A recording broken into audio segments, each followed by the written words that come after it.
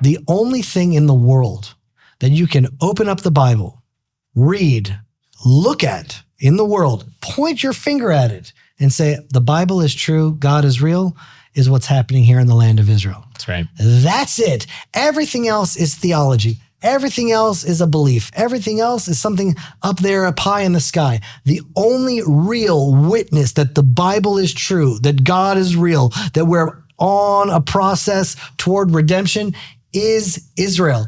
And so we see this like the battle between good and evil and truth and lies. And that's why we're considered to be a light to the nations. And then what is the opposite of light? It's darkness. What's the opposite of truth? Falsehood. We are literally right now at war with darkness. Right. And that's what this is about. And that's why the Temple Mount is so important. As long as there's not freedom of religion and a house, Jerusalem is not a house of prayer for any and all nations. It doesn't matter where they came from. In Solomon's time, it's not like there weren't idolaters then.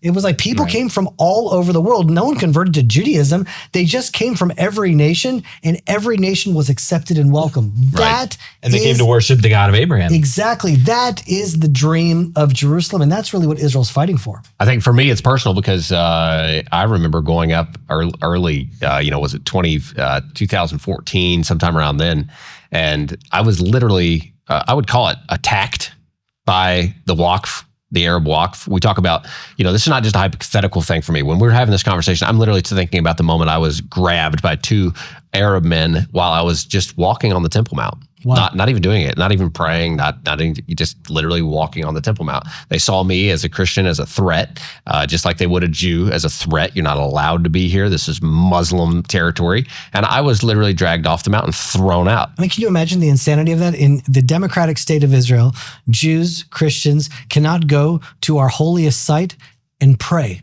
Right. I can go anywhere I want in Nazi Germany, into any church, into any Catholic area, and I can pray and do whatever I want anywhere I want. And in Israel, where the cornerstone of democracy is freedom of religion, Jews can't pray at our holiest site. The last time that I went up on the Temple Mount, I was actually arrested.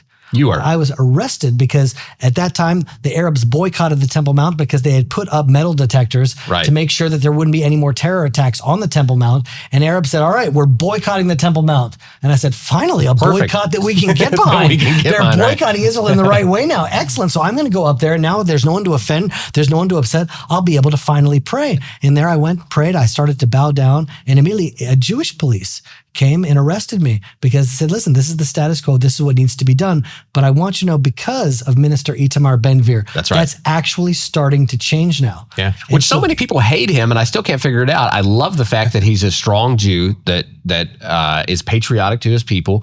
He believes in the land of Israel. He believes in the Jewish people. Believes in the God of Abraham. And that's honestly, for everybody that hates him, I would just say he would be a great Texan as well.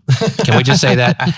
For all the strong, patriotic Israeli. Texas. There's a lot of Christians that have misinformation about him as well. Obviously he doesn't know a lot about Christians, and that's just not a thing. It's not one of his main things. His main thing is, let's just say he's not part of his job as an Israeli minister in the government is not for security. It's to develop the land of Israel, to protect the land of Israel, to build up the Jewish nation. So he's not in charge of tourism. One of his goals is not working with Christians. No, but people frame him as somebody that's no, his job is security. He's doing an amazing job at it. He's a strong Jew. He's a very Texas-minded Jew of get off my land. If you want to hurt me or harm my people, get off. And so I just say that out there because he was just welcomed back into the government. A lot of people are like, oh no. I'm like, oh yes, amazing. We have more strong Jews. There's a lot of people, and there's a lot of reason to. I mean, a lot of people, I'm not in the nitty gritty sense, a lot of Jews are like, he's not necessarily a politician, whatever, that's fine. I'm just saying in general, I love it when Jews stand up on their own 2 feet and say, this is our land. We're going to be strong. We're going to be like a Texan, and we're going to just say, this is the way it is. Well, his party is actually called Otzma Yehudit, which is Jewish power. And that's exactly what we were talking about before. When there's Jewish weakness, that's what breeds evil. That's what breeds anti-Semitism. That's what breeds Jewish hatred. And he's saying the only solution now is Jewish power and strength. And that's also why God is referred to as Hashem Tzvaot, as the master of legions, the master of the legions of the armies of Israel. Because when Israel wins in wars, The world respects us. All the world respects us. After 1967, when we reclaimed, imagine in 6 days, this war has been now more than a year and a half. Judea, Samaria, the Sinai, the Golan Heights, Jerusalem, in 6 days. It was, looking back at that now, we can only appreciate and recognize what a miraculous victory that was. And so when Israel wins, when Israel is victorious, when we are led by the master of the armies of Israel, by the master of legions, that's when the world finally recognizes who Israel is. Guys, jumping in here real quick to let you know that you're going to want to grab your tickets for the Israel Summit. I know you guys have heard me talk about this so much, but we have so many people that are signed up already, and I want to make sure every single one of you has the opportunity to come. I'm going to tell you why this event is different from any other Israel conference or event anywhere in the world, really. You know, most conferences, they bring in a lot of politicians and a lot of leaders, and they have like so many speakers, and they're all crammed in, and it's just one session and speaker after another. Our event has a little bit of a different approach. You're going to recognize some of the names of the speakers, some amazing men and women who are going to be there, but there's going to be people you don't recognize, and that's because our goal is to bring the pioneers of Israel to the United States to meet you. So you're going to see a farmer that was one of the first farmers to plant a vineyard in Judea and Samaria 25 years ago in fulfillment of Jeremiah's prophecy 3,000 years ago. You're going to meet the heroes who have founded farms in Jewish communities and are rebuilding the ancient ruins in Israel's biblical heartland. People have started settlements, defended Israel, IDF soldiers. These are the guys that we're bringing to the Israel Summit to introduce them to you. In addition to that, we have amazing music. We have you guys know the Israel Guys Productions. We have amazing cutting edge films. We have exclusive videos. We're going to premiere at the Israel Summit.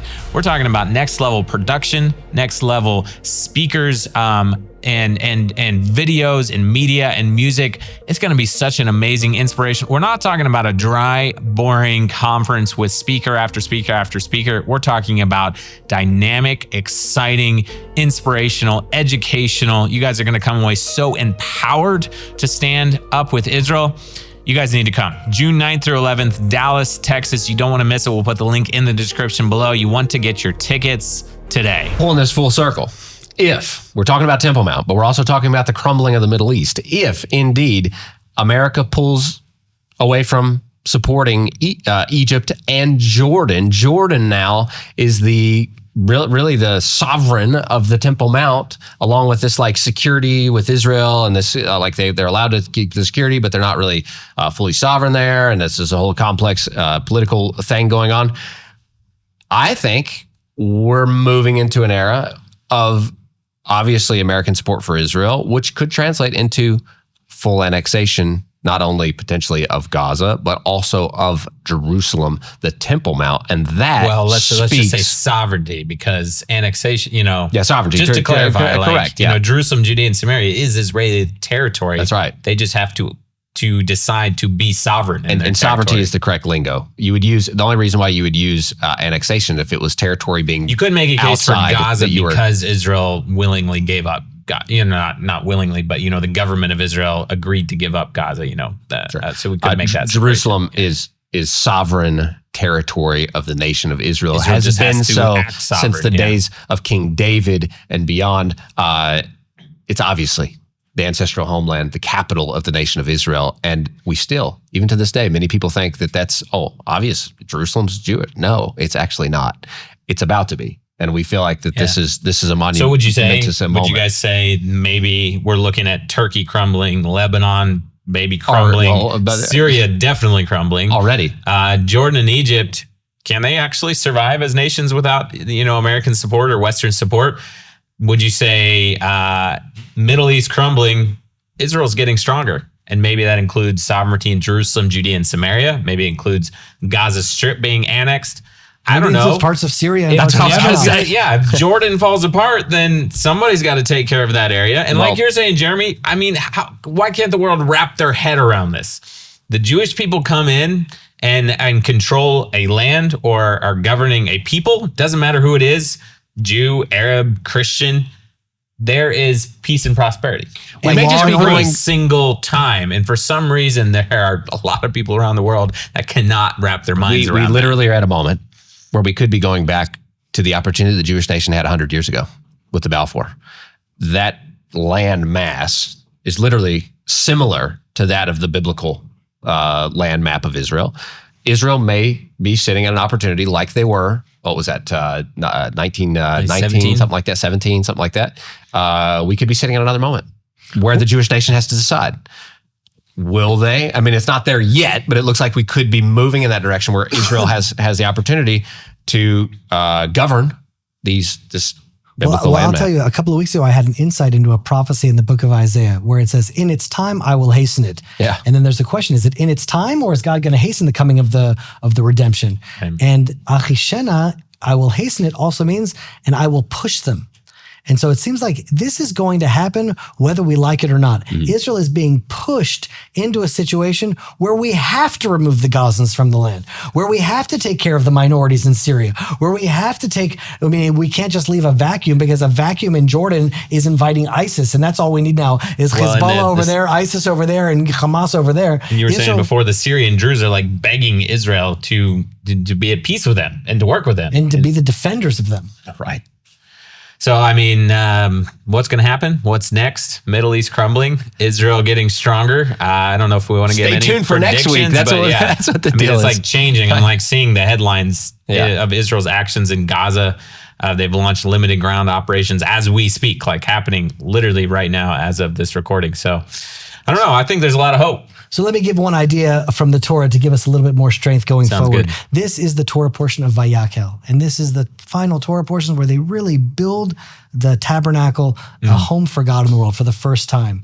And Vayakel means, and Moses assembled the people of Israel to sort of give them that instruction.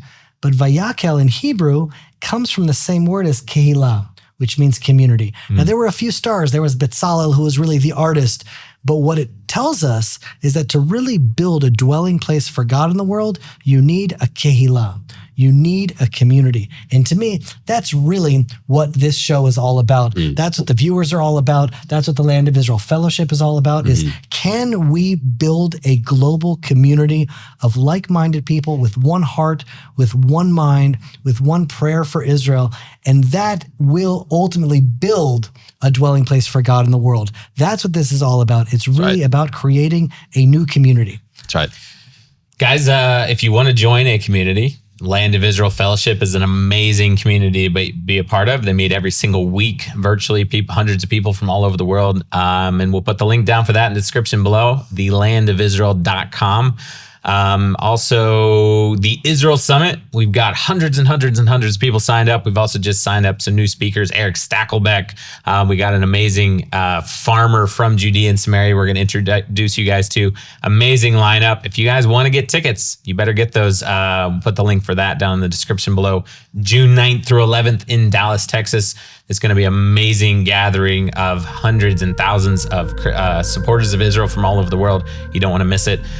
Guys, what are your predictions? What do you think? What's happening next? What's next for the Middle East? Put a comment in the comment section below. We'd love to see your conversations and interact with you there. Make sure you subscribe wherever you're watching or listening. And as always, stop listening to the lies and propaganda and connect with the truth of what's happening here in Israel. We'll be back next week here at the Israel Guys and the Land of Israel Network.